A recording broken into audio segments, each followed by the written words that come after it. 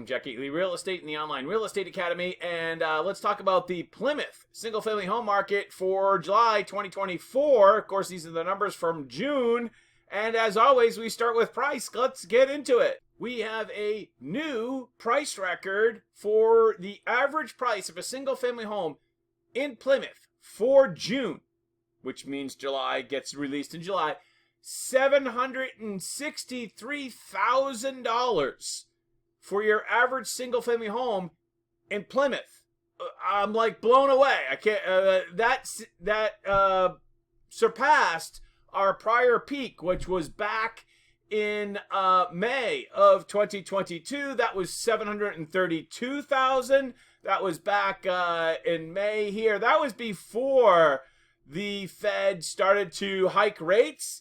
And as you can see, prices kind of went sideways a little bit and now been on an upswing.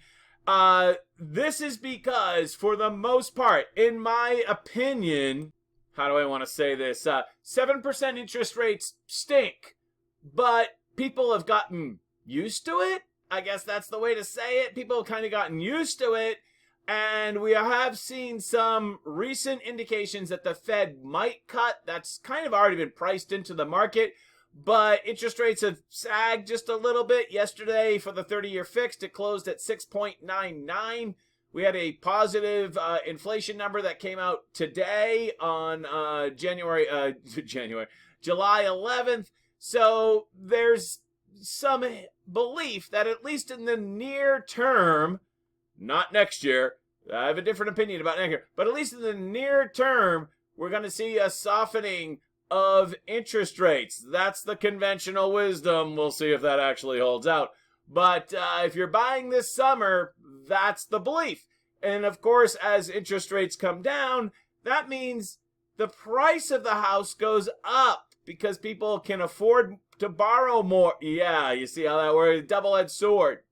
Things are moving off the shelf fairly quickly. 15 days to offer. So if you put your house on the market on the first of the month, you'll probably accept an offer by day 15 on average in Plymouth, right? You might accept it on the second day, or it could be 30 or 40 days, but on average, it's about 2 weeks from when you list it to when you accept an offer. And those offers are 103% of original list price.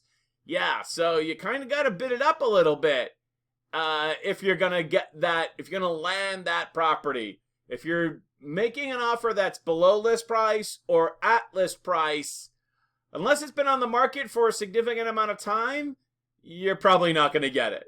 Now, here's some good news if you're a buyer.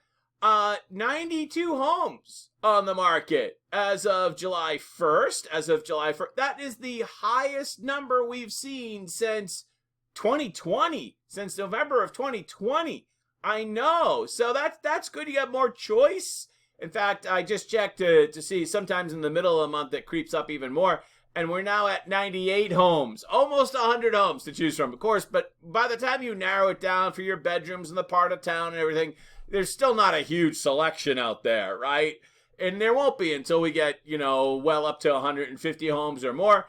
But it's better than when we only had like 48 homes in the entire town. That was ridiculous.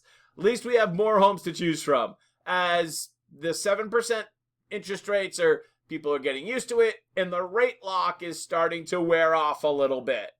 And look at that. The number of homes that went pending in June was the highest since 2021. I know that's pretty interesting. Now, one thing that we're going to have to look at coming as we kind of ease out of the spring market is how the inventory goes. And what I mean by that is typically after the spring market, typically late summer, dog days, we kind of have a little bit of a slope, a slide in inventory. We're going to see if that continues.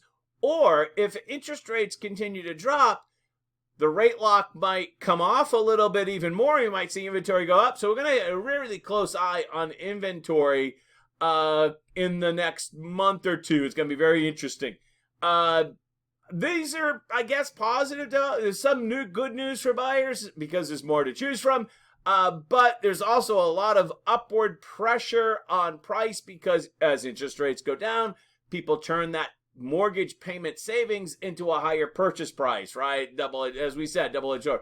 So do these dynamics remain forever? No, the market's always changing. This is just what it is now.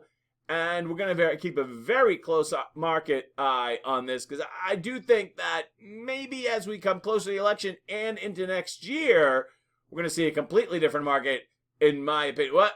Who knows for sure? But that's what I'm thinking. This is what it is for now. Until later, I'm Jack from Jack Gately Real Estate and the Online Real Estate Academy. Have a great day.